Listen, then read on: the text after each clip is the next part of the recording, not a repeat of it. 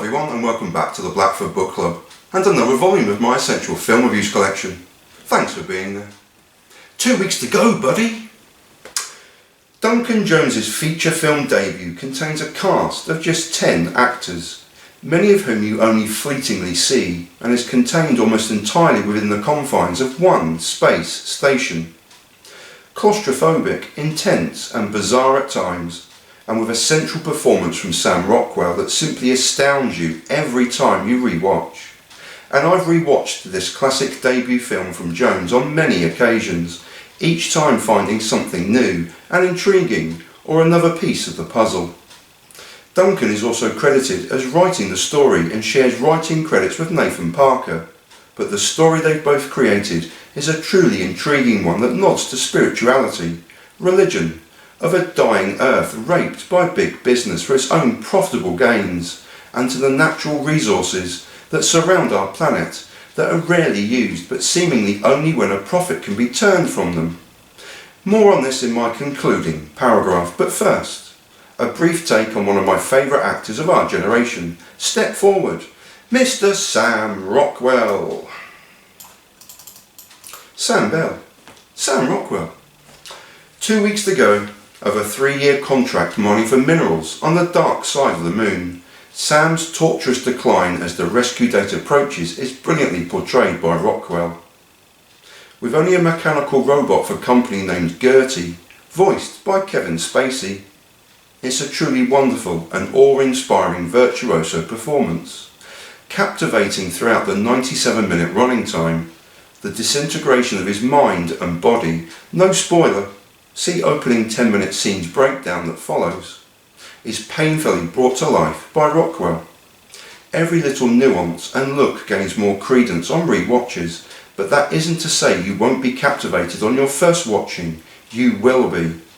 And the telephone call home may well break your heart too.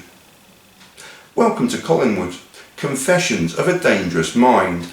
Unbelievable performance. The assassination of Jesse James by the coward Robert Ford, and a recent star turn in 7 Psychopaths. Sam Rockwell, one of the greatest character actors of our generation. To prevent major spoilers and a major reveal of the film, I'm cutting my ramblings on this fantastic film to a bare minimum, so what follows is my dissection of the opening 10 minutes and a conclusion. Suffice to say, I can't recommend this film highly enough. Though if you're reading this treatise, you've probably already guessed that by now. The opening 10 minutes. The film begins with an infomercial, or if you prefer the older language, a commercial, for Lunar Industries Limited and their Helium-3 product that is mined from the far side of the moon. The commercial itself is a mix of old and new technology, ways of living, and a direct jibe at the way we allow our natural resources to be squandered in the name of profits, and the impact this has on human beings on Earth. With disturbing stock footage of desperate and hungry people intertwined within the commercial, the answer is clear: clean, renewable energy that is freely available and does not impact on the natural resources of planet Earth, and of Lunar Industries Limited, the largest producer of fusion energy in the world. Accompanying these opening segments and over the opening credits themselves are the first strains of a wonderful piano musical score from Clint Mansell. Distinctive, a little melancholic, but a beautiful accompaniment to the film throughout.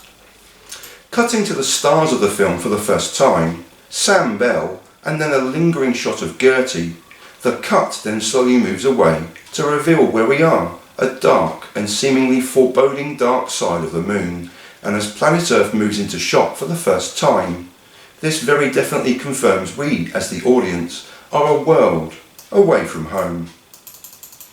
Donning his spacesuit for the first time and exiting the base in slow motion to retrieve a live one, this is both the first time we experience a short slow motion sequence and the first of the wider expanse of the cratered moon itself, typically barren and desolate and reflective of the dark side of the moon we're experiencing. Special praise warranted for Director of Photography Gary Shaw.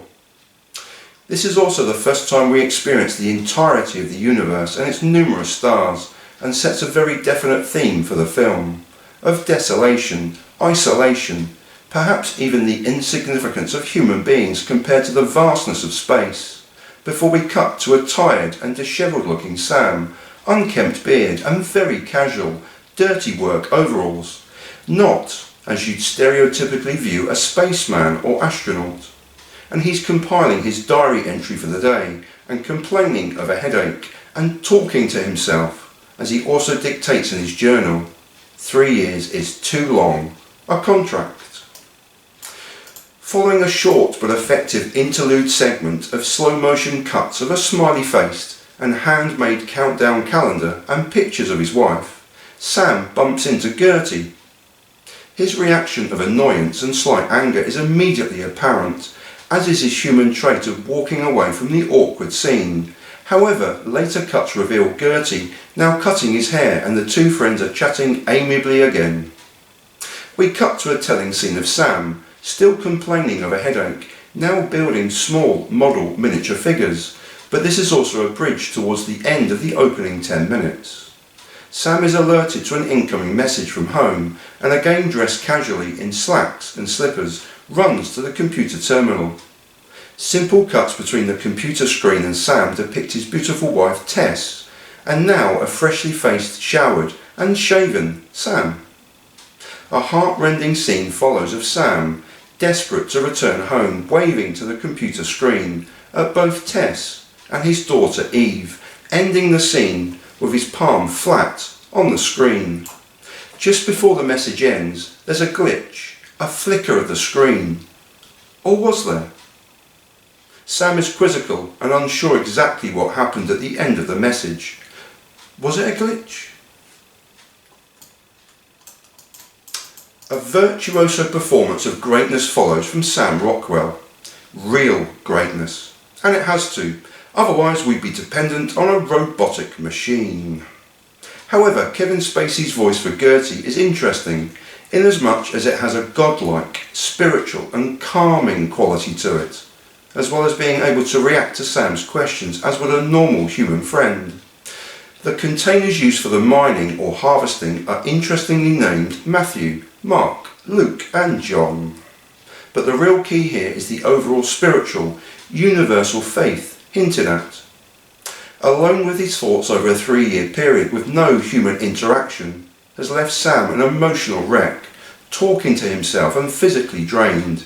Talking to his plants, making model villages, talking to himself, or to a robotic follower with a calming, soothing voice. Even if he retreats to the outside, he is surrounded by nothingness and a longing to return home. Hallucinations, visitations and flashbacks combine with Sam Rockwell's performance to provide an astonishing first-time film from Duncan Jones. The cream, grey, white of the interior of the space station reminded me of Space, 1999. Now there's one for the teenagers. Similar in feel, but far superior to Steven Soderbergh's very good Solaris in 2002. There's also obvious parallels to 2001 A Space Odyssey, Alien, George Lucas's THX 1138, and 1972's Silent Running. A fantastic film which I can't recommend highly enough. And I can't. And I'll leave you in peace and in solidarity. And I thank you so much for watching. Please be careful out there, everyone. Peace.